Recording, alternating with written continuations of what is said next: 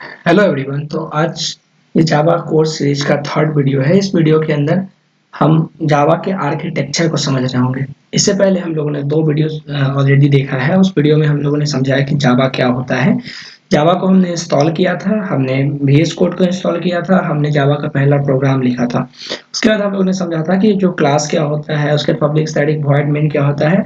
उसके बाद हम लोगों ने देखा था कि जावा के सोर्स कोड को किस तरीके से कंपाइल करते हैं और कंपाइल करने के बाद वो हमारा बाइट कोड में कन्वर्ट होता है। ये सभी चीजें हम लोगों ने अच्छे से क्लियर कर लिया है।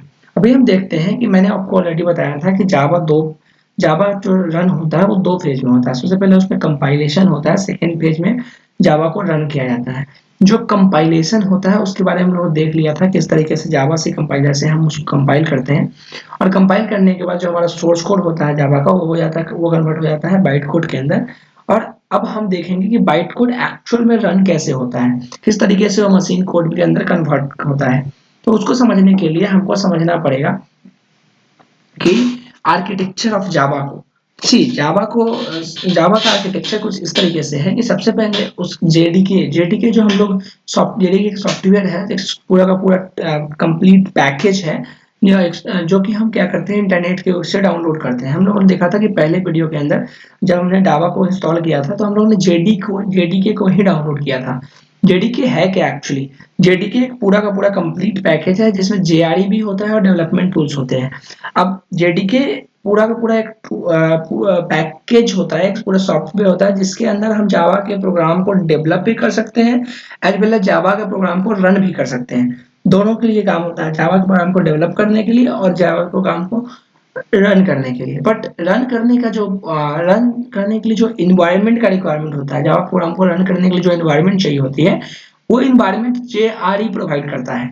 जेआरई एक जावा रन टाइम इन्वायरमेंट होता है। ये एक स्पेसिफिकेशन होता है, पैकेज होता है जो कि सिर्फ और सिर्फ जावा के कोड को रन करने के लिए जो इन्वायरमेंट की नीडेड है, वो इन्वायरमेंट प्रोवाइड करता है जेआरई। जेआरई के अंदर जेवीएम होता है और कुछ लाइब्रेरी क्लासेस होते हैं। जो लाइब्रेरी क्लासेस जो हमारे बाइट कोड को एक्चुअल में एग्जीक्यूट करने के लिए, रन करने के लिए, इंटरप्रेट करने के लिए जो हमारे लाइब्रेरी क्लासेस की नीड होती है, वो हमारे जेआरई के अंदर होता है। जेवीएम जावा वर्चुअल मशीन होता है। ये रियली रिस्पॉन्सिबल होता है हमारे कोड को इंटरप्रेट करने के लिए, हमारे कोड को लाइन बाय लाइन एग्जीक्यूट करने के लिए। तो जेवीएम हमारे कोड को लाइन बाय लाइन एग्जीक्यूट करता है। तो हम एक एक करके इसको थोड़ा थोड़ा फिर से समझने की कोशिश करते हैं कि जेडीके होता क्या एक्चुअली। तो जेडीके, जैसा कि मैंने ऑलरेडी बताया आपको, JDK provide environment to develop and run the Java program. JDK जो होता है वो जावा प्रोग्राम को डेवलप करने के लिए एज वेल एज रन करने के लिए, दोनों के लिए ही हमको क्या करता है, इन्वायरमेंट प्रोवाइड करता है। ये क्या है, कंप्लीट पैकेज है, पैकेज दैट इंक्लूड्स, इस पैकेज के अंदर कुछ डेवलपमेंट टूल्स होते हैं, और तो जेआरई होता है, और एक जावा सी कंपाइलर होता है। जो मैंने आपको ऑलरेडी बताया था, जावा सी कंपाइलर होता है जिससे हम अपने कोड को कंपाइल करते हैं, सोर्स कोड को, और वो सोर्स कोड हमारा बाइट कोड में कन्वर्ट होता है। अब डेवलपमेंट टूल्स में हम डेवलपमेंट टूल्स का यूज करके हम जावा के कोड को डेवलप करने के लिए हेल्प में यूज आता है। जेआरई क्या होता है?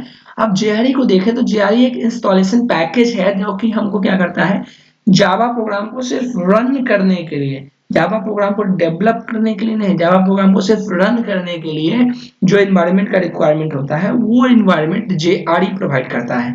जेआरई के अंदर कुछ डेवलपमेंट टेक्नोलॉजीज होते हैं, कुछ यूजर इंटरफेस टूल किट्स होते हैं, और जावा वर्चुअल मशीन्स होते हैं, और कुछ इंटीग्रेटेड लाइब्रेरी होते हैं जो कि जब कोड को रन करने के लिए नीडेड होते हैं। अब जेवीएम क्या होता है? जेवीएम आपको ऑलरेडी पता है कि एक वर्चुअल मशीन होता है।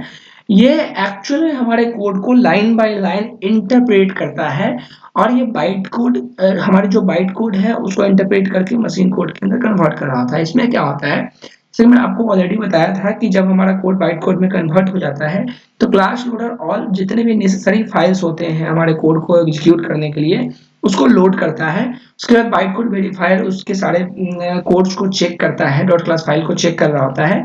उसके बाद इंटरप्रेटर अब क्या करता है, लाइन बाय लाइन कोड को हमारे रन एग्जीक्यूट करता है, रन करता है, और देन हार्डवेयर उसको पे जाता है। अभी देखो जेबीएम क्या होता है, सी वॉकिंग ऑफ जेबीएम कैसे काम करता है, तो देखिए इसमें दो तीन चीजें होती है। सबसे पहले लोडिंग, तो लोडिंग फेज में क्या होता है, जो हमारा डॉट क्लास फाइल होता है उसको रीड करके और उसके लिए बाइनरी कोड को जनरेट करता है। लोडिंग में जो हमारा डॉट क्लास फाइल है उसको रीड करके और बाइनरी कोड को जनरेट करने का प्रोसेस होता है। इसमें क्या होता है, object of A class heap के अंदर जो है हमारे क्लास का एक ऑब्जेक्ट भी क्रिएट होता है लोडिंग में। तो क्या होता है, एक डॉट क्लास फाइल को रीड करके बाइनरी डेटा जनरेट करता है एज वेल एज हीप के अंदर एक क्लास का ऑब्जेक्ट क्रिएट करता है। लिंकिंग में क्या होता है, ये वेरीफाई करता है, लिंकिंग के टाइम में जो बाइट कोड वेरीफायर हो उसको जेवीएम के डॉट क्लास फाइल को वेरीफाई करता है एज वेल एज जो क्लास वेरिएबल्स और कुछ डिफॉल्ट वेरिएबल्स होते हैं उसको मेमोरी एलोकेशन भी करता है। अब ये इंटरप्रेटर क्या करता है, इंटरप्रेटर उस कोड को बाइट बाई बाइट कोड को लाइन बाय लाइन एक करके एग्जीक्यूट करता है।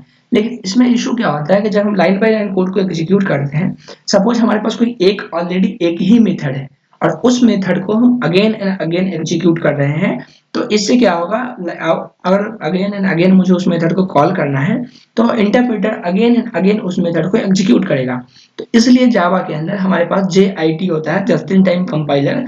ये क्या करता है, जो मेथड अगेन रिपीट होते हैं उस मेथड के लिए जावा JIT direct machine code provide कर देता है, जिससे इसको री इंटरप्रेट करने की जरूरत नहीं पड़ती है। तो इसको हम क्विकली एक बार रिवाइज करते हैं आज क्या क्या हम लोगों ने समझा। जेडीके क्या होता है, अगेन हम क्विकली समझने की कोशिश करते हैं कि जेडीके पूरा का पूरा एक सॉफ्टवेयर पैकेज होता है, पूरा का पूरा एक जिसके अंदर हम जावा के सॉफ्टवेयर को डेवलप भी कर सकते हैं as well as run time environment provide करता है। तो हम जावा के उसमें जो हमारे कुछ क्या क्या होते हैं जेडीके के अंदर, जेआरई होते हैं और सॉफ्टवेयर डेवलपमेंट टूल्स होते हैं। दूसरा पॉइंट हम लोगों ने पढ़ा जेवीएम के बारे में, जेआरई के बारे में। जेआरई क्या था, जेआरई पूरा का पूरा इंस्टॉलेशन पैकेज था जो कि जावा के कोड को सिर्फ और सिर्फ रन करने के लिए एनवायरनमेंट प्रोवाइड करता है। जो जेडीके क्या करता है, डेवलपमेंट के लिए एज वेल एज रन के लिए, दोनों के लिए रिस्पॉन्सिबल होता है। जेआरई सिर्फ और सिर्फ जावा कोड को रन करने के लिए एनवायरनमेंट प्रोवाइड करता है। अब जावा को जेआरई के अंदर दो तीन चीजें होती है, जिसमें जावा वर्चुअल मशीन्स होते हैं, इंटीग्रेटेड लाइब्रेरीज होते हैं। अब जावा वर्चुअल मशीन एक्चुअली में हमारे जावा कोड को एग्जीक्यूट करता है, जावा कोड को इंटरप्रेट करता है और जो उसके उसमें बहुत सारी चीजें होती है, क्लास लोडर उसको लोड कर रहा होता है, तो जो इमीडिएट क्लासेस होते हैं उसको लोड कर रहा होता है, बाइट कोड वेरीफायर उसके बाइट कोड वेरीफायर उसके डॉट क्लास फाइल को चेक कर रहा होता है, interpreter line by line code को एग्जीक्यूट कर रहा होता है और इस तरीके से जेवीएम हमारे कोड को एग्जीक्यूट करता है। तो हम एक बार क्विकली फिर से देखें तो क्या होता है, जो जेडीके होता है पूरा का पूरा सॉफ्टवेयर टूल होता है, एक पूरा का पूरा सॉफ्टवेयर टूल होता है जिसमें हम जावा कोड को लिख भी सकते हैं, मतलब डेवलप भी कर सकते हैं as well as Java code को रन भी कर सकते हैं। जेआरई सिर्फ और सिर्फ जावा कोड को रन टाइम एनवायरनमेंट प्रोवाइड करता है और उसके साथ उसमें होता है जेवीएम और कुछ इंटीग्रेटेड लाइब्रेरीज होते हैं। जेवीएम एक्चुअली हमारे कोड को एक एक करके एक लाइन बाय लाइन एग्जीक्यूट करता है, जेआरई एग्जीक्यूट नहीं करता है, जेवीएम एग्जीक्यूट करता है। जेवीएम को एग्जीक्यूट करने के लिए जो जो इंटीग्रेटेड लाइब्रेरी चाहिए होती है, जो इन्वायरमेंट चाहिए होती है, वो इन्वायरमेंट जेआरई प्रोवाइड करता है। ये तो इस तरीके से हमारा जेडीके, जेआरई और जेवीएम का एक एक टॉपिक हम लोगों ने समझ लिया। अगर आपको समझने में थोड़ी सी भी दिक्कत है, आप वीडियो को रीकैप करके फिर से चेक कर सकते हैं और कोई डाउट हो तो आप कमेंट बॉक्स में डाल सकते हैं, हम आपको रिप्लाई कर सकते हैं। ठीक है, तो आज के वीडियो के लिए इतना ही रखते हैं। Thank you.